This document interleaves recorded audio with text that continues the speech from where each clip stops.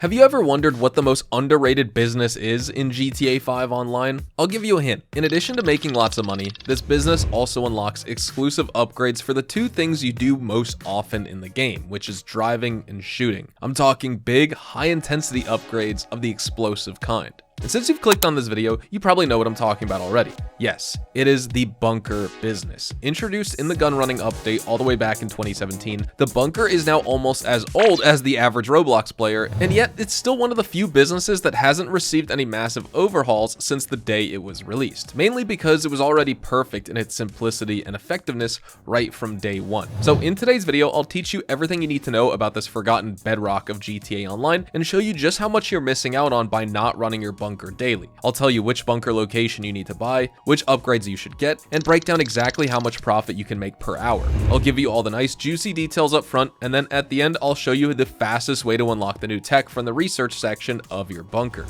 And for those of you who have yet to own a bunker, let me explain which ones are actually worth buying. See this guy right here? That's Chumash, and it's often regarded as the best value for money option, coming in at just $1.6 million. Los Santos is only a couple minutes away if you take the nearby freeway, and Fort Zancudo is just up north, so if you've got a hangar over there, you can easily hop between your Chumash bunker and Zancudo hangar. But Chumash isn't actually the best overall bunker, it's just the best value for money. This right here is the best bunker location, period, and it's called Farmhouse. Unfortunately, it's also the most expensive location, and it will cost you close to $2.4 million, but in return, you get the most centrally located bunker in the entire map, and from here, you can go anywhere you want really fast, so deliveries will be an absolute piece of cake.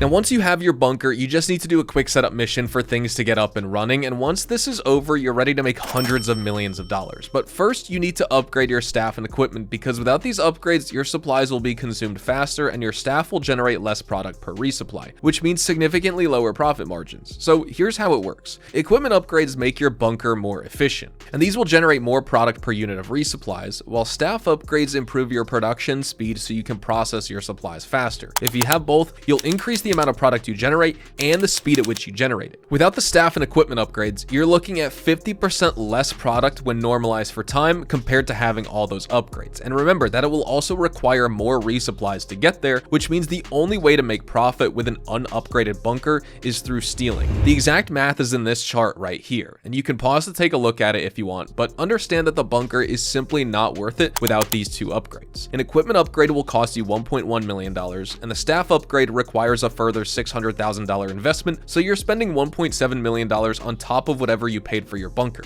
Then there's also the security upgrade, which reduces the chances of being raided. Raids can only happen once you get past a certain stock level, and these put a complete stop to your production. Then if you don't intervene within the given time limit, they'll also destroy all of your products, so it can be very annoying when your bunker gets raided and you lose $1 million worth of stock. But at least for now, the security upgrade is sort of quote-unquote optional, so if you can't afford it, don't worry, because I'll give you a tip later in the video that will help you prevent your bunker from being raided entirely. However, the equipment and staff upgrade are not negotiable at all, so price those in before you decide to purchase your bunker. Just add $1.7 million to the cost of whichever location you're going for, and you're good to go right there. Another key item you should buy with your bunker is the personal quarters, which cost $265,000 and allows you to fast travel straight to your bunker anytime you switch lobbies. If you're a PvE grinder and you play invite only most of the time, this is a must-have for the business. Before you ever obtain a master control terminal, the fast travel to each business is your best way of buying resupplies for your bunker and any other business for that matter, so get that personal quarters ASAP.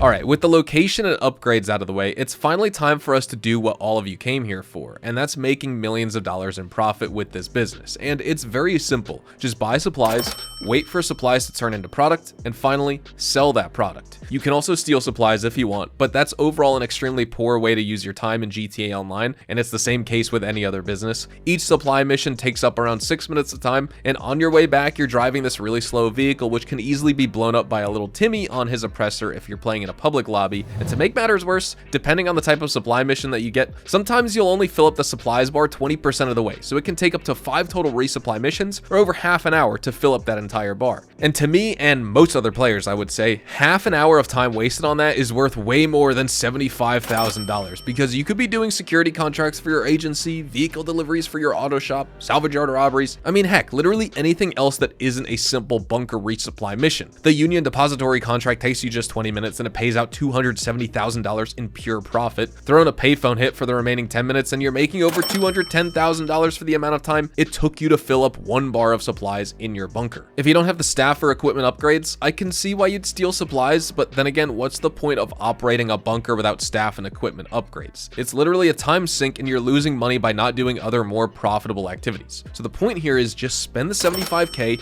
wait 10 minutes and you'll get a full resupply. This will be converted into product over the next 2 hours and 20 minutes because that's how long a fully upgraded bunker takes to generate product from a bar of supplies that you purchase. And if you want to fill your bunker up all the way to the max, you need 5 resupplies and 11 hours and 40 minutes of your time for all that to be converted into bunker product. And in the end, with a full bunker, you'll have exactly $1,050,000 worth of product to sell if you go with the long distance sell option over local, depending on whichever location your bunker is in, whether it's up north or in the city. And that's because long distance sells pay an additional 50%. And remember, this is all in an invite only lobby. You can make a total of $1.575 million if you sell in a packed lobby with 20 other players or more. But that's quite risky, as the mere sight of a bunker sell vehicle on the map sends griefers in the lobby straight to DEFCON 5, and they'll home in on your supple butt cheeks like a shark who smells blood in the water. Unfortunately, most of the bunker delivery vehicles aren't even equipped to deal with griefers, and your little weapon stash will be blown sky high before you get your first peso in your bank account. That's why I personally like to fill up just 1/5 of my product bar, which is exactly 1 resupply, and then I sell it solo with just 1 vehicle. Or of course you can go into a public lobby for that since it's just 1 vehicle, but overall, if you do a single resupply and then sell that, you get 20 units of product, which can be held in just 1 vehicle. The bunker can hold up to 100 units of product, so 5 resupplies, but anything above 20 units of product will require multiple vehicles, so keep that in mind. The reason I also sell 1 is because that also stays right on pace and in sync when I sell my acid lab, so it's perfect. I do both sell missions back to back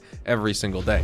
Now there are 4 types of sell missions for the bunker, and the worst one by far is the one where you get 4 Dune FAVs, and the game asks you to do multiple drops with each FAV while fighting off Merryweather mercenaries who swarm you from all directions as soon as you make the drop. This is impossible to do solo, and if you get this mission, just quit and find a new lobby and run the sell mission again. The monster truck sell mission is going to be better here, as you can go off-road and the only NPCs chasing you are these 2 choppers, and there's a neat trick that you can do to turn them harmless, and all you really have to do for that is just step outside, take aim with your sniper rifle or any other weapon for that matter, and kill the gunners on both choppers. Then you can drive around freely without either chopper constantly shooting at you. If you destroy them, they'll simply respawn and it's back to square one, but if you just kill the gunners, the choppers are rendered harmless and they'll only be able to watch you while you drive around with your cell vehicle. My personal favorite though is going to be the Phantom Wedge cell mission, followed closely by the Insurgent mission. The Phantom Wedge mission has cops tailing you along the way, but it's a fixed 3-star wanted level, and your Phantom Wedge is given extra explosive resistance for this specific mission, so it can tank up to 2 explosions, and that means you can easily ram cop cars out of the way and just simply drive to your drop-off point. From there, you just simply fly back with a Sparrow helicopter or your Buzzard or your Oppressor and do it a second time to complete the delivery solo. With the Insurgent mission, you get 3 vehicles, and there are 2 variants to this mission. In the first one,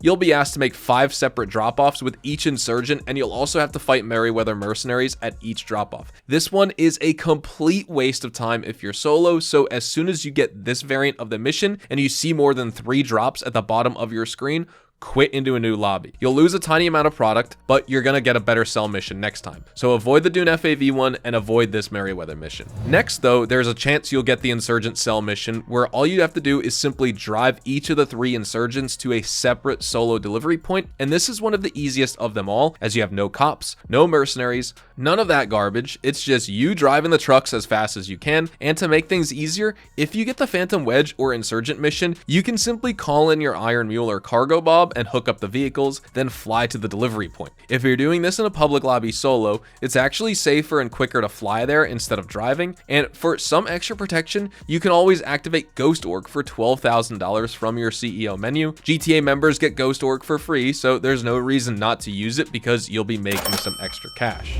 Now, you can do full bunker sell missions solo just by using the Sparrow to fly back, but personally, I like to do things a little bit differently. I feel the most efficient, most low-risk way to make profit profit with the bunker is by buying private and selling in public lobbies. And for this, if I want to do it, I'll start with an empty bar of product, purchase exactly one resupply for $75,000, whether it's through my Terabytes master control terminal or the bunker laptop itself, and then I'll do other types of content for the next 2 hours and 20 minutes, because that's how long it takes for a full bar of resupply to be turned into product. I'll do some auto shop missions, a Dr. Dre VIP contract, some money laundering missions, FIB files, whatever, you get the idea, play what you want. Then once my bunker is full, I'll simply set it as my spawn point and switch to a public lobby. After I spawn in, I know I'm only getting one sale vehicle since I only have 20 units of product, and that way I'll start a long distance sell mission to Los Santos, and now I stand to make $210,000 just from the base payout.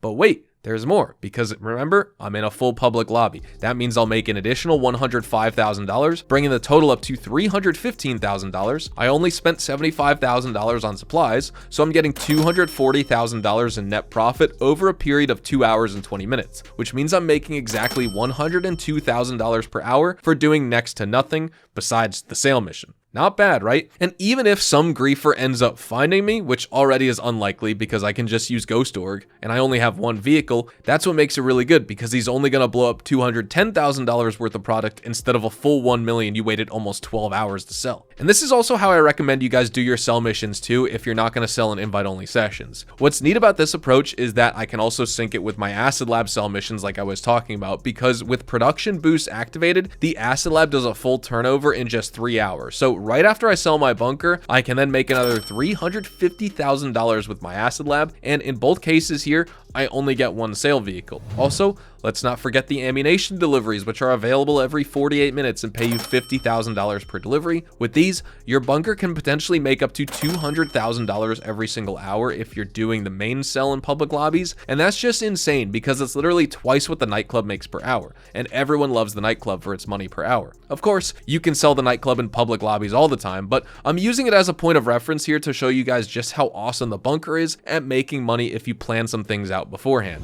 And before I reach the end of the video, let me talk to you about research real quick. If you don't already know, the bunker is the only place in the game where you can research attachments and special ammo types for your Mark II weapons, and these tech upgrades will completely transform the way you fight enemies in this game. You want to punch straight through bullet-resistant windows with one shot? FMJ rounds. Want to send oppressor kitties crying home to their mama? Explosive sniper rounds. Want to wreak havoc on NPCs and watch them flail around in horror as they turn crispier than a bucket of KFC? Incendiary rounds. The only issue with research is that it's very grindy and structured, almost like a mobile game where you click on an upgrade and wait several hours for it to complete. And also, if you want a specific upgrade and nothing else, you won't be able to just select it, as research assignments are completely randomized, and half the time you'll just get some lame camo paint instead of the thing you actually want, like for example, heavy barrels or holographic sights. The good news is there's a way to fast track research, and by fast track I mean paying $225,000 so you can immediately skip the waiting period. For this, just buy a bar of supplies, wait 3 minutes for the research bar to just barely start progressing, and then you go to the computer and select fast track research. You'll need about $14 million to unlock every single item this way, and so that's going to be a choice that you'll have to make on whether or not the research items are worth it for you. For me personally, on all my accounts and all my characters I've ever created, I buy all the research. I don't bother waiting because I just want to obtain everything. And $14 million